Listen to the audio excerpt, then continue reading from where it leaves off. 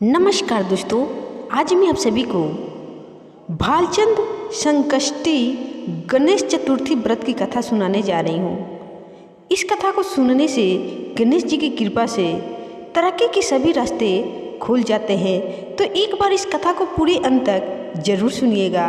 गणेश जी का कृपा सदैव आपके ऊपर बना रहेगा। प्राचीन काल में मगरध्वज नाम के एक राजा थे। वो प्रजा प्रेमी थे। उनके राज्य में कोई गरीब नहीं था।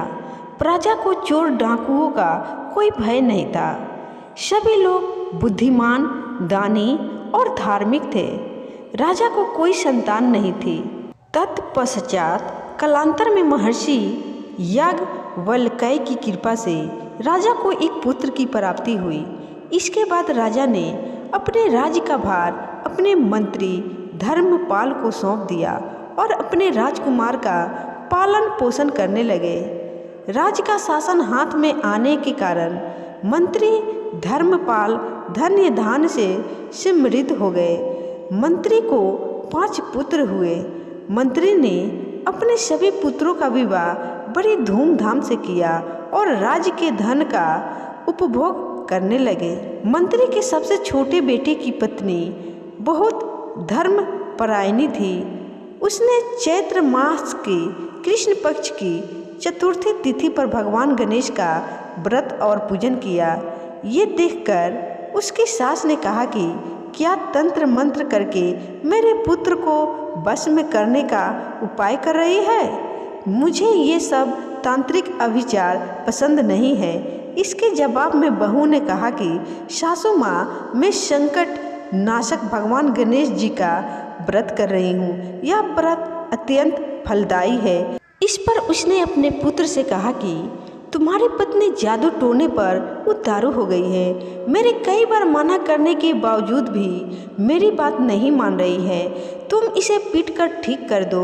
मैं गणेश को नहीं जानती, ये कौन है और इनका व्रत कैसे होता है। हम लोग राजकुल के हैं, फिर ये हमारी किस विपदा को नष्ट करने पर तुली है। माँ की बात मानकर बेटे ने अपनी पत्नी को खूब मारा पीटा। इतनी पीड़ा सहकर भी उसने व्रत किया और भगवान गणेश जी से प्रार्थना की कि हे गणेश जी, हे जगपति, आप मेरे सास ससुर को किसी प्रकार का कष्ट दीजिए जिससे कि उनके मन में आपके प्रति भक्ति भाव जागे। इसके बाद भगवान गणेश ने सबके देखते ही देखते राजकुमार का अपहरण करके मंत्री धर्मपाल के महल में छिपाकर रख दिया। बाद में उसके वस्त्र आभूषण उतारकर महल में फेंक दिए और स्वयं अंतर ध्यान हो गए। इधर राजा ने अपने पुत्र को पुकारा, लेकिन उन्हें कोई उत्तर नहीं मिला। फिर राजा ने मंत्री के महल में जाकर पूछा कि मेरा राजकुमार कहाँ चला गया। राजा की बात सुनकर मंत्री ने उत्तर दिया, हे राजन, आपका पुत्र कहाँ चला गया, इस बारे में मुझे कुछ पता नहीं है। मैं अभी गांव, नगर, बाग बगीचों आदि सभी स्थानों पर उनकी खोज करवाता हूँ। जब काफ़ी समय बाद राजकुमार नहीं मिला तो राजा ने मंत्री धर्मपाल को कहा कि बता दो राजकुमार कहाँ है, नहीं तो मैं तुम्हारा वध कर डालूंगा। महल में उसके वस्त्र और आभूषण दिख रहे हैं, लेकिन बस वही नहीं मिल रहा है। इस पर मंत्री ने सिर झुकाकर कहा कि राजन, मैं पता लगवाता हूँ।